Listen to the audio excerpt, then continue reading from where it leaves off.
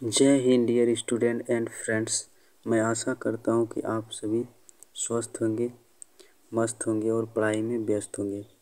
तो इसी के साथ हम आज कक्षा 8 के सब्जेक्ट हमारी दुनिया अर्थात ज्योग्राफी का चैप्टर नंबर 6 का क्वेश्चन आंसर करने जा रहे हैं। अगर इसका थ्योरी वाला वीडियो अर्थात डिटेल में वीडियो नहीं देखे तो हमारे चैनल के क्लास 8 के विषय हमारी दुनिया अर्थात ज्योग्राफी के प्लेलिस्ट में आप जाके देख सकते हैं।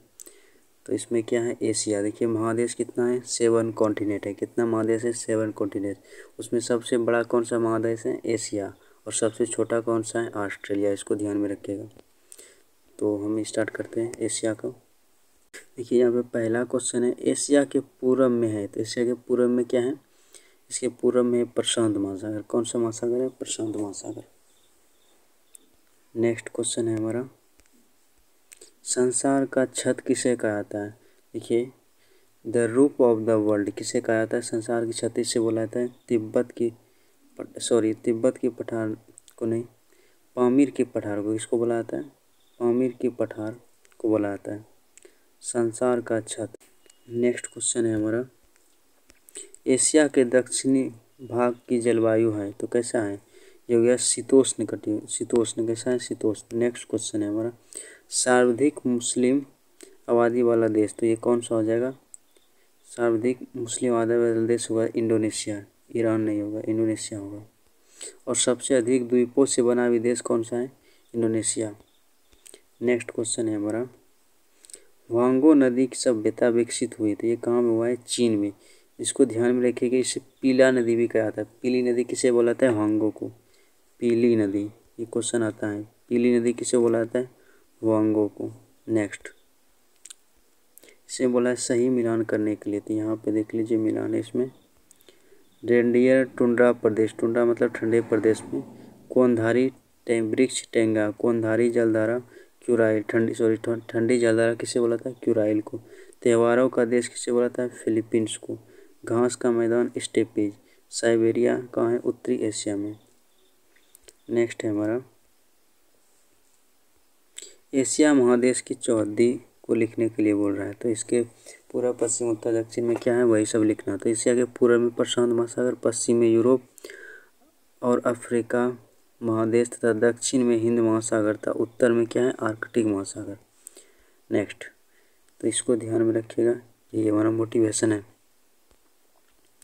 नेक्स्ट क्वेश्चन है, एशिया को यूरोप से अलग करने वाला प्राकृतिक कारकों का नाम लिखिए। तो इसमें हो जाएगा आंसर, एशिया को यूरोप से अलग करने वाले प्राकृतिक कारकों में डार्डानियल जल संधि, उसके बाद बॉस्फोरस जल संधि, मरमरा सागर, काला सागर, कैस्पियन सागर, यूलार पर्वत, ये सब क्या है, उसको अलग करता है एशिया को यूरोप से।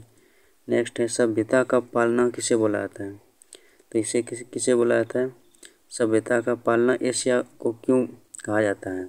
इसका आंसर दजला फुरात नदी घाटी, मेसोपोटामिया सभ्यता इराक, उसके बाद सिंधु सभ्यता भारत पाकिस्तान में, वांगो नदी सभ्यता चीन में। ये सभी एशिया महादेश में ही विकसित हुए। इतनी सारी सभ्यताओं का एक महादेश में उत्थान और पतन एक अभूतपूर्व घटना है, इसलिए एशिया महादेश को सभ्यताओं का पालना कहा जाता है। लेकिन बोलेगा मानव जाति का पालना तो किसे बोलेंगे, अफ्रीका महादेश को। ये भी ध्यान में रखिएगा। और अंध महादेश में किसे बोला था, अफ्रीका महादेश को, क्योंकि वो सब में कितना है, सभी मतलब बहुत ही पिछड़ा महादेश, इसलिए उसको अंध महादेश कहा जाता है। अभी वहाँ पे भूखमरी और गरीबी बहुत ज़्यादा है अफ्रीका में। एशिया महादेश में कृषि निर्वाह का प्रमुख साधन है, कैसे, इसका आंसर है, एशिया महादेश में कृषि निर्वाह का प्रमुख साधन है क्योंकि यहाँ कृषक समाज ने परंपरागत कृषि और आधुनिक कृषि के तरीकों को समन्वित रूप से अपनाया। धान यहाँ की प्रमुख फसल है। तो एशिया में ही पड़ता है कौन सा देश, भारत पाकिस्तान, ये सब किस में आता है, एशिया में। एशिया की विविधताओं से भरा प्रदेश है, कैसे, इसका आंसर हो जाएगा, एशिया महादेश की जलवायु काफ़ी विविधता है, इसलिए इसी महादेश में सर्वाधिक ठंडा प्रदेश और सर्वाधिक गर्म प्रदेश तो पड़ता ही है। इससे है सबसे आई और सबसे शुष्क क्षेत्र भी पाए जाते हैं। इसलिए इस महादेश का अक्षांशीय एवं देशांतरीय विस्तार बहुत अधिक है। समुद्र तट से स्थलीय भाग की दूरी काफ़ी है, इसलिए महाद्वीपता की स्थिति पाई जाती है। एशिया के उत्तरी भाग की जलवायु अत्यधिक ठंडी, रूस में स्थित बर्फोयांश का तापमान 90 डिग्री तक माइनस में चला जाता है। तापमान कितना चला जाता है? 90 डिग्री तक। सबसे गर्म प्रदेश मित्रावा कुवैत एशिया में ही है, लेकिन दक्षिण क्षेत्र की जलवायु खुशनुमा है। यहाँ अधिकांश गर्मी का मौसम रहता है। दक्षिण पूर्व एशिया में मानसूनी जलवायु पाई जाती है, जबकि दक्षिण में भूमध्य रेखा के समीप विषुवतीय जलवायु पाई जाती है।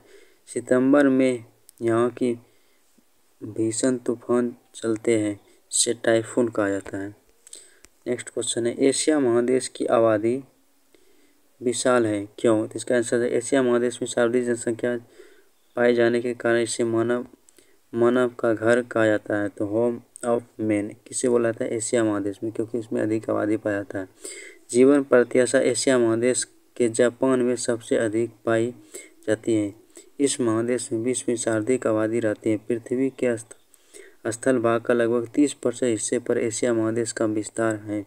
विश्व की आबादी का 60% जनसंख्या यहीं निवास करती है, मतलब यहीं रहती है। कौन सा महादेश में? एशिया महादेश में, इसलिए सबसे इसे विशाल माना जाता है। एशिया 4 नंबर का क्वेश्चन है।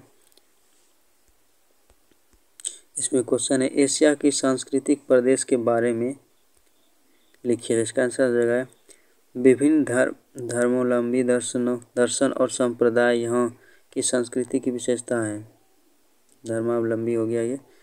विश्व के सभी धर्मों की उत्पत्ति इसी महादेश की धरती से हुई है, जैसे हिंदू, मुस्लिम, ईसाई, बौद्ध मतावलंबियों की प्रमुखता।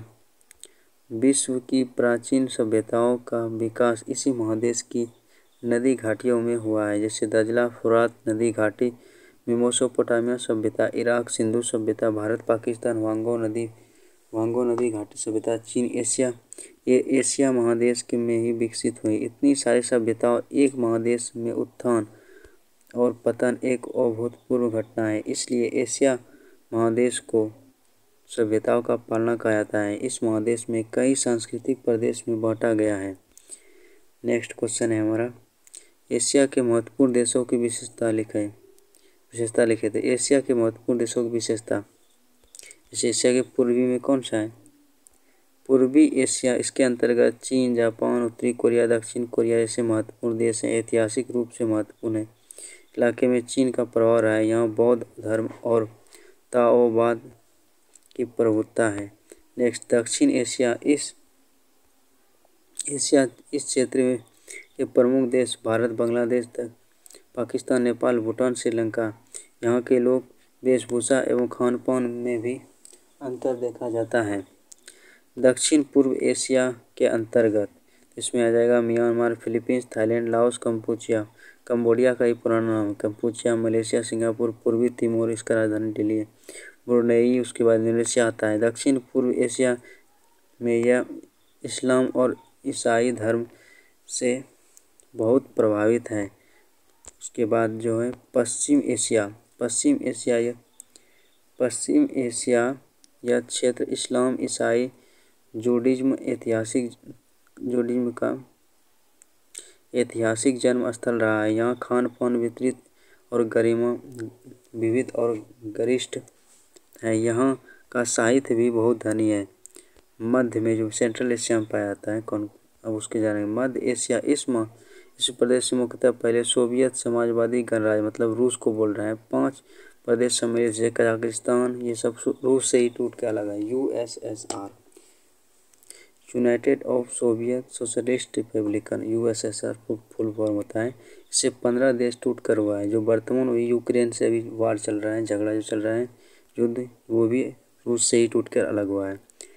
किर्गिस्तान, उसके बाद तजाकिस्तान, उज्बेकिस्तान और तुर्कमेनिस्तान। मध्य एशिया का ऐतिहासिक महत्व सिल्क रूट के कारण बढ़ जाता है, मतलब रेशम मार्ग। उससे क्या होता था, चीन में रेशम बनता था, उसी के साथ एशिया से यूरोप में जो भेजा जाता है रेशम को, जिस मार्ग से, मतलब मार्ग मतलब रास्ता, उसी को बोला जाता है सिल्क रूट या सिल्क मार्ग। एशिया से जो भेजा जाता था यूरोप सब और अफ्रीका सब में, जिस मार्ग से जाता था रेशम बेचने के लिए, उसी को बोलता है रेशम मार्ग। उत्तरी एशिया या साइबेरिया का भौगोलिक क्षेत्र है। यहाँ प्रतिकूलित स्थिति के कारण जनसंख्या विरल ट्रांस साइबेरियन रेलवे खनन कार्यों यहाँ पर आधुनिक जीवन शैली पर प्रभाव पड़ा है। तो यहाँ पे ये वीडियो ख़त्म होता है। अगर इसमें कोई त्रुटि हो तो कमेंट में ज़रूर बताएं। वीडियो देखने के लिए धन्यवाद। Thanks for watching this video.